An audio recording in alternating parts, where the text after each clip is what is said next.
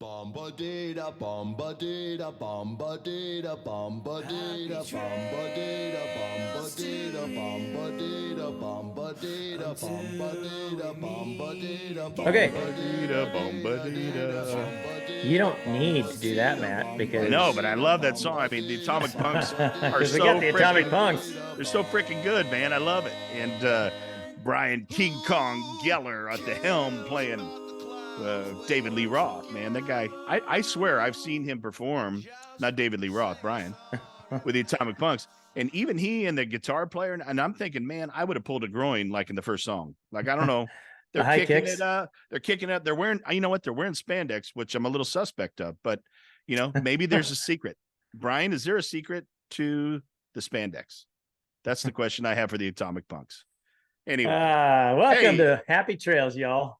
happy trails. Welcome back, everybody. We're so glad you're with us. And I'm Matt Bynum, dentist from Greenville, South Carolina, even though today I am just outside of Orlando, Florida, traveling for the week. So we make it important enough to be here. MICKEYMOUSE.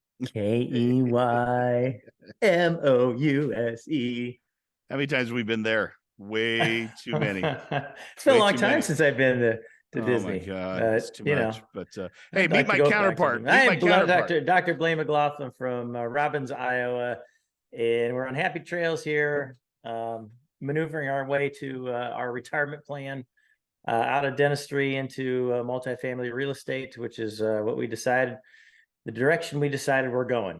And we're here to teach you nuggets. So you got some good nuggets last week with Kim. Oh A gosh. couple things I want to roll over with that, or reiterate that I really liked that she took, or that she was talking about. And then we got I got a little screen share. So we're going IT, IT tech today. And that's because I am not in control of it. That's why we're going high tech. So we'll see hey, how but this works. speaking of last week, Dr. Kim Fauché, she's a badass, man. I just got to tell you, I love working with her, and I just think she's so freaking smart. And she had some great nuggets for everybody last week, don't you think? Oh yeah, totally. Loved and it. like I said, there's a few things I wanted to talk about. She left off with her three things, her three special things that she thought were very important. Relationships. Obviously, we talk about that all the time. Hey, look at that. Do you see that? Boom. We got a like. Yeah. Love it. Okay. IT. Well, anyway. And then she talked about the location of the deal, and then she talked about the loan, and I thought that was interesting. She thinks the loan is pretty high important, and financing is key. And again, I need to learn more about the financing aspect of things, just because I want to.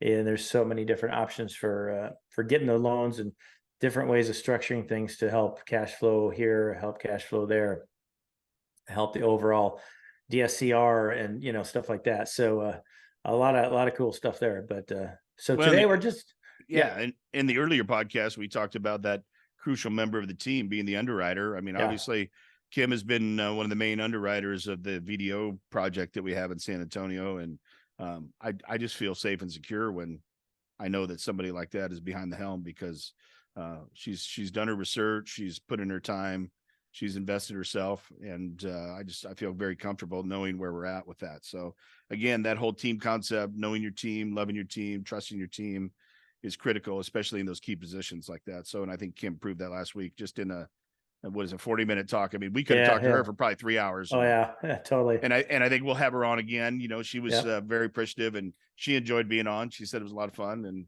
so she had some other ideas. She goes, hey, next time we need to talk about this and go through this a little more, and da. So yeah, that was awesome. But I love her. Like, I think you talked about her attention to detail. Yeah. And how important is that in when you're trying to manage an asset?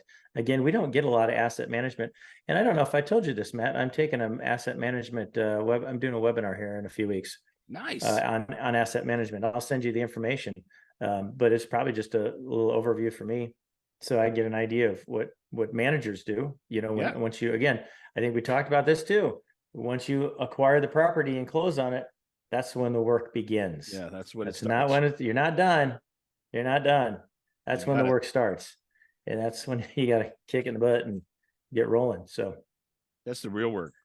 that's the real work. That's what makes the magic happen You got it. for Magic, us baby. and the investors. Magic, baby. Magic. Yes. And one of the other things one of the other cool things I thought I took away from what Kim said, and you go to a lot of these, we go to these gatherings or whatever, the meetings and stuff like that with the, whatever group. We talk about Brad Summerock because he's our guy. And there's hundreds and hundreds of people there, right? And Kim's like, when I go to those, my intention is to meet 3 people, get to know 3 to 5 people a little bit better. Some people are like, hey, I'm going to go meet, I got my cards and I'm going to hand out my business cards to everybody and their brother. And then that's one way of doing it. But I like her approach of, hey, let's get into, spend some quality time with a few people and get to know them. And that way you can either move towards them or say, you know what, hey, nice knowing you, and go the other way. But I thought that was cool because I kind of went in with a mindset of, I got to get 100 freaking 100 cards, and I got to know 100 names and da. And it goes, kind of goes back to I tell my kids this all the time. It goes back to my wedding day, right? Everybody's got all these big weddings. Now, wait, listen to this. How am I going to bring this into this? You piqued my interest. But on your wedding day, you invite, I don't know, we had 150 people there or something like that. I just went to a wedding with 170, and the bride and groom get to spend like a minute with everybody, and that's it. And I keep telling my kids, I said, if you do a destination wedding or something like that, invite 20 or 30 people, and you can really have a good time with your close friends. And anyway, that's kind of my style. That's the way I do it. If I had to do it over, which I'm not going to do it, maybe I'll renew our vows. Maybe we'll do that. But, and that's kind of the same thing with this networking thing. It's like you go there and there's hundreds of people, and it's like, oh my God, I got to meet everybody, talk to everybody for a minute. Well, you don't get to know who they are, what they're about with that. But if you concentrate on a few people, and Craig was one of those guys that I hung out with a lot, and he introduced me to a couple people. And then our friend Nancy, I always try to track her down and talk to her, and she's always super friendly and chatty, and get to know, and I've gotten to know those people a lot better in what they're about. And that's so key. And we keep talking about it. And guess what? We're going to continue to talk about it because it's freaking important. So true statement. That was one of those things that I really liked that Kim said last week. So I agree. I think, we're used to going to these events and you just kind of mimic what's going on in the room, right? That when the first one you went to, and hell, it was like, oh my gosh, I got to have all these cards. And now people got these fancy electronic cards where you just touch the phone. I have one of those. Yep. And, their technology, that's the thing. He's IT guy. So you touch the phone, it puts the stuff up there. And I always laugh because I look at the people and I'm saying, but here's the funny thing is I have to remember who you are to go into my phone and find you. Yes, you're in my phone, but unless I've labeled you somehow where you're going to trigger for me, right, I still got to remember who you are. So it always comes back to, I think, the quality time versus the quantity time. Right. Yeah. So, I love the quantity time. I think, I always want to give quality time to everybody, but there's a lot of people that I don't want to give much to. You know what I mean? You meet somebody and you just don't hit it off and you're like, you can't get out of the conversation quick enough. But I got to go to the bathroom. Yeah. But you still, and the guy's like, I just met you in the bathroom. That's right. But, you basically go into the situation where, it's just, you don't want to spend a lot of quantity there. So, and I think that's the key. I think Kim said that right. 3 to 5 people. What's crazy, Blaine, is I think you and I at the last meeting, we probably did that unknowingly. Yeah. Because you think about it, we met Eric. Yeah. Eric out of Northern California. Yeah. And he's our pistachio farmer buddy. That's right. So it was really fun to speak with him and hear a different side of some of the real estate stuff, but it just in general, great conversation. And we focused in on a few other people. I spent a little bit more time talking with, one of the Some Rock superstars, Mike Roeder, from his group. And I've always been somewhat drawn to Mike because he has a great family life and balance with his daughters. And he's at that amazing stage with his daughters where they're all water skiing and wakeboard and stuff together. And man, I missed that because I used to do that with my kids when they were that age. So not wakeboard. I wasn't good enough for that, but, Rotor's like ripped and he's like 30, you know what I mean? So I'm old and fat. So it's, one of those things. Come on. But Come on. it's one of those things that, you want to spend time with the people that you can see yourself doing business with, number one. But number two, just with quality people that have information that they're willing to share and you can bounce things off. And Blaine mentioned Nancy Kitty, the Kitty sisters are awesome, even though I haven't got to spend time with both Kitty sisters, but Nancy, I've spent plenty of time with. She's amazing. And love being around her. Energy is great, full of knowledge and just super. My mentor in this, who has probably become one of Blaine's too, is Craig Carlson. And just incredible wealth of knowledge, but just knows a lot of people and knows the market. And man, you can't buy enough time to spend with people like that. No. I think you're right. I think we probably ended up with about 5 people on that last meeting that we actually spent the majority of our time talking to. So that's cool. Yeah.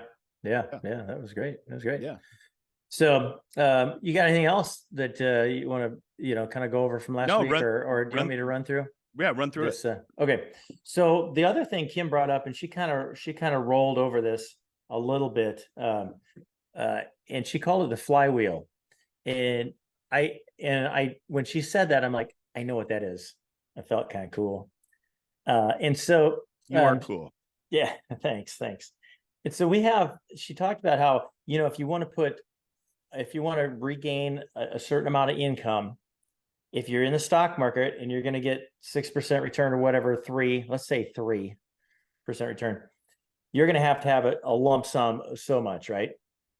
She goes, and that lump sum is like hard to get to if you want to recreate your current income, and so you can keep going, right? She goes, but then there's this flywheel method. And I thought, hey, this is interesting. And I read about this, I don't know, a few months ago, and I found it quite intriguing. And so I'm going to show you guys and talk to you about it too. If you're listening, I'll try to explain it best I can, and I'm sure it'll be great.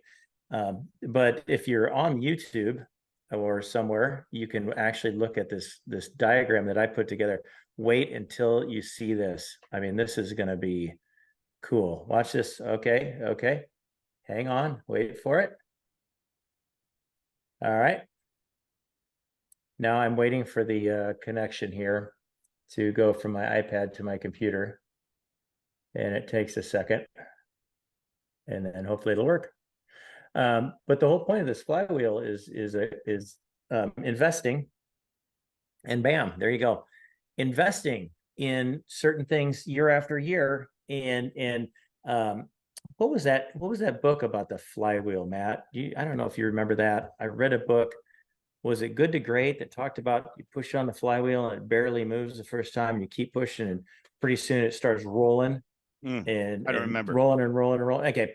Anyway, it's a great book for whatever it's called. I should know that because I loved it. But so we're going to go through this little diagram and we're going to assume a few things on this just to make the math easy. But we're assuming that we're investing in some multifamily real estate syndication as an LP. Okay. So when you put your money in as an LP, you get multiple types of returns. You get cash on cash return, and you get the cash on the sale of the property. You get the increase, the profit on the sale. And so when we're looking at this flywheel, we're going to start in year 1. We're going to start investing $100,000. All right. And we're going to just say the cash on cash is 5%. Like I said, obviously that's going to vary a lot. Usually it starts at, lower first year, sometimes not much of any because you're getting everything rolling. And then, you're up to 8 or 9, maybe 10% towards the end of 5 years, but we're going to keep it at 5%. So if you invest $100,000 and you get a 5% return, that's $5,000, right? Simple math, Matt. Simple math. Yes, sir. That's correct. Okay. So year 1, I got a return of $5,000. All right. So now we're going to the second year. I'm going to invest in another property, $100,000, and get my 5% return.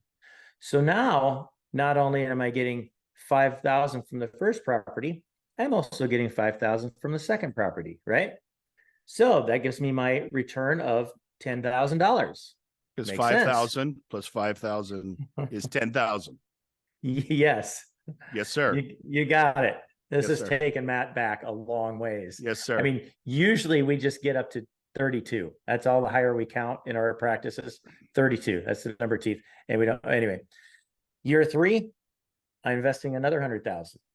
Now we have 3 investments, 5,000 each. You got $15,000 return.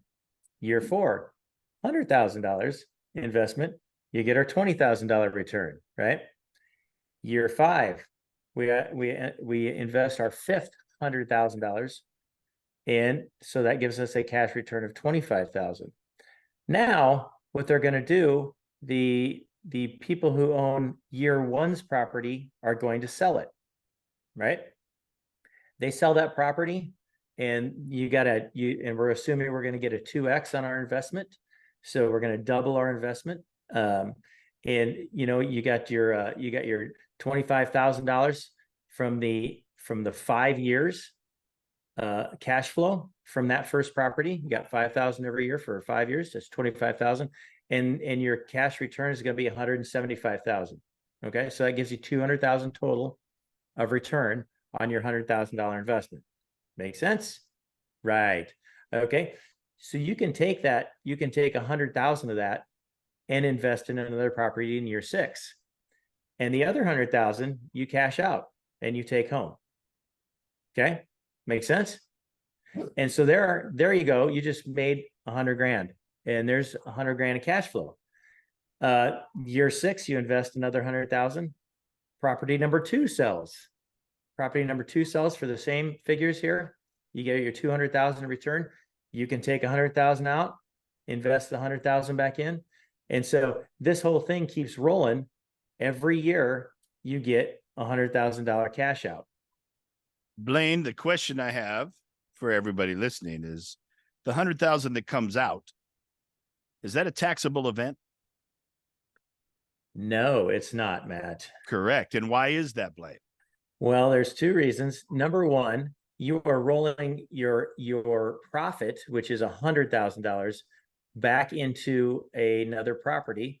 1031 exchange is what that's called. Correct. The other 100,000 is basically the return of your capital, and a return of capital is not taxable. Correct. So you're making the 100,000 every year after 5 years non-taxable. Ladies and gentlemen, I want you to understand this. $100,000 every year after that for the 5 years continual, 100,000 non-taxable, because that was your investment. The profit from the investment of additional 100,000 gets rolled over in exchange and is a non-taxable event because it's a like-kind exchange. So you basically make $100,000 that year. Granted, you invested it 5 years ago, but you are not taxed on it.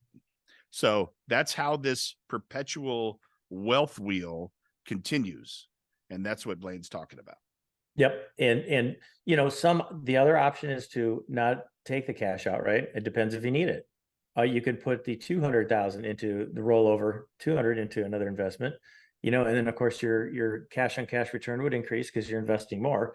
And then 5 years down the road, the sale will double again. And so, it depends on how much you want to start with and where you want to go. If you want to, if you can do this 100,000 1 year every 5 years, again, assuming 5% return, which is fairly low. That's low. 2x on the investment is probably, I would say, fairly standard in 5 years. A lot of these we talked about, they're going to go 3 or 4 years, and you're going to get that. So, again, this is very simplified, but you get the gist of what we're talking about, and how this flywheel gets going. Start slowly, a little bit here, a little bit here, a little bit here, and after 5 years, man, it's rolling. The 5% being low, even today's dollars, if you get 5% on your money today, you'd probably be happy, even though it's low. You'd probably be happy. Yeah, because there's not a lot of vehicles that are bringing you 5% return. So a standard percentage of return that you'd want to really pay attention to and look for is somewhere around 8%. You know, if you got an 8% return on something right now, man, you jump all over that all day long.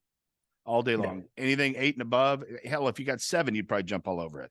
So these are the things that we're talking about is, yes, 5% is low, but given today's market, there's people that would take 5%. You know, you used to get 4% in a savings account. You remember that? They don't do that anymore, but you used to get, I get 5% in a savings account right you get now. 5. There you go. Yeah. Yeah. So and I'm like, hey, how about that? So I'm surprised though. That's awesome. That's better, awesome. And that's almost double what I made in the market. In your 401k. Yeah, for sure. Great job, Blaine. All right. There you go. So hey, I wanted that's to good show stuff. That is good stuff. And I hope that diagram, I worked really, really hard on that. You did. I hope that diagram made a little bit of sense. And who's got your money? Exactly. That's the question. That is the question. That's the question. No, that's good stuff. I love seeing that in action because that puts it in perspective for people. Because when you were talking to them, it really is kind of mind blowing. I'm sitting here outside of Orlando and I'm talking to a friend of mine at dinner last night. And, you know, this pediatric dentist, he's 56. He's been practicing for just as long as we have. And he's at the stage where we all are. What's next, man? And, you know, he's done very well setting stuff aside for his kids and making payments and things of that nature. But, you know, he's lost some in the market, considerable amount. And so now that he starts wondering, what do I have next? Am I able to really walk away? Nobody's really able to walk away right now. So there's got to be other avenues. And honestly, I was talking to him about multifamily real estate in general. And it seems to be the one mainstay that survives over time and yields, you know, results. Yeah. So and profit. And again, this is why we're here, guys. This is why we're teaching it. And so much more to come. I love we got some technologies, whiteboards. So now we'll be able to start sharing some graphs and some charts and things and really talking about that. Yeah, like this is going to be crazy. I'm going to have Blaine share it because I don't know how to do it. But, you know, it'll all work out. I'm not worried about it. So very cool. Yeah, man, I got nothing else. That was great stuff. No, I just wanted to point that out. Like I said, go over a few things that Kim short and sweet, bro. Short and sweet. Kim reminded me about, and yeah, it was great. And this weekend is a bus tour in Dallas for the Summer Out Group. We are not either of us making it. I had Matt's he's going on a spiritual journey next week. Spiritual journey. Hopefully, I'll be in Costa Rica. I hope to return. Hopefully he makes it back. I hope to return in body, but I hope to return in mind, body, and spirit. So we'll see. Yes. Nice. I may be a physical being, but a zombie. Who knows? No, well, it's not correct. You can still cold plunge as a zombie. Cold plunge is awesome. I think zombies like it. You know what? I love the cold plunge. Okay. Any updates on cold plunge before we sign off? No updates. No updates. Okay. Other than it's cold. Other than it's cold. And the new thing's working well. Yeah, the new thing's working well. Yes. I tell you what, bro, you're gonna have to warm that up. Nope. You're gonna have to warm that shit up before I'm getting into it. I'm not getting into it at cold, 35. Bro. You're getting into it cold. You're gonna love it. I mean, even if I have to carry you in. We'll see. You'll be a baby in my arms. I'll be like, oh, baby Blaine, you're getting into the water. Oh, that's funny. Right on. All right, guys. Hey, brother. So, hey, next time you hear from us, I'll be in Costa Rica. Blaine will be in Robbins, Iowa. That's where the robin was invented. I don't know if y'all knew that. But we look forward to seeing you then and down the road. And happy trails. Happy trails, man.